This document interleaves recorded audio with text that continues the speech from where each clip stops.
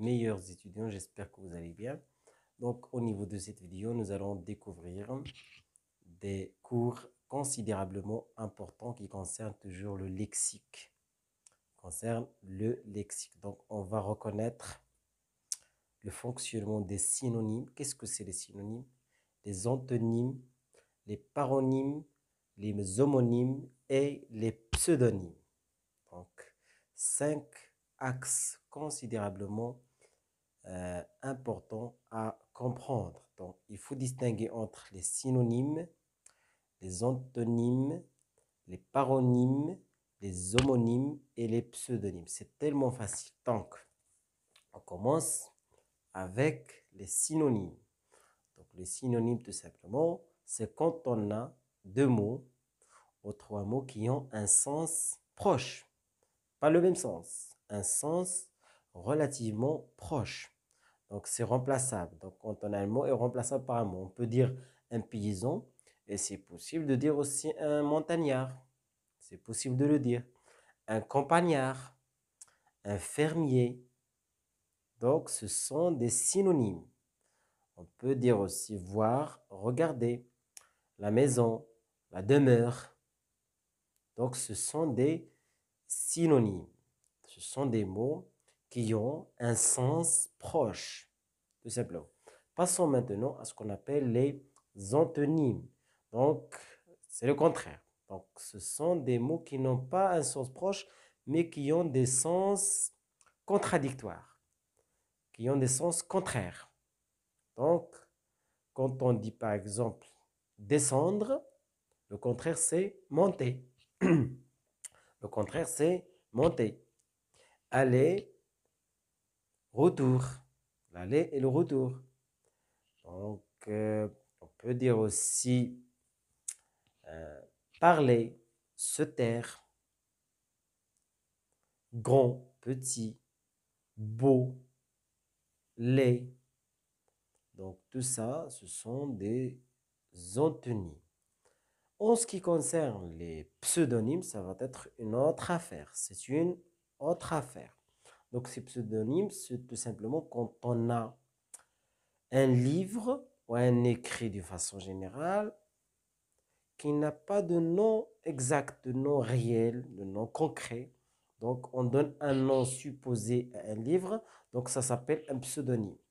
Par exemple, vous trouvez un ouvrage qui n'a pas de l'auteur ou on donne un nom supposé pour s'évader de la punition, à des raisons politiques, à des raisons idéologiques.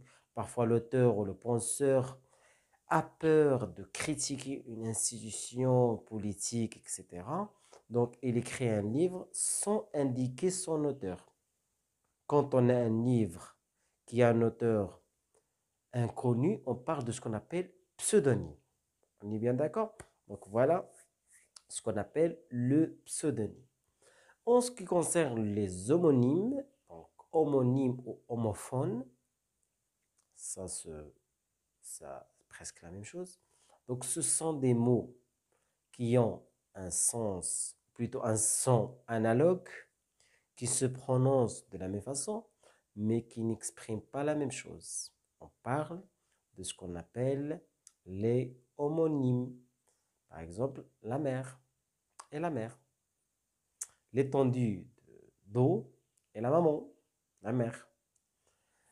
On a pas mal des homonymes. A, le verbe avoir, et à la préposition. Ma mère a un beau livre. Je vais à casa. A, et, EST, verbe être, et conjonction de coordination, et le verbe avoir. Son, préposition, et SNS. Son, adjectif possessif. Le son, la voix que vous entendez, ma voix, vous dérange, je le sais parfaitement. Donc, ce sont les homonymes. En ce qui concerne les paronymes, c'est un peu différent. Donc, les paronymes, ce sont des mots qui se prononcent de la même façon, presque de la même façon, presque, d'une façon à frapper le regard de le lecteur, par exemple. Donc, apporter, emporter, parle Charles, vous voyez, mais il n'y a aucun rapport sémantique. Il n'y a pas de rapport sémantique. Au niveau de sens, c'est très éloigné. D'accord?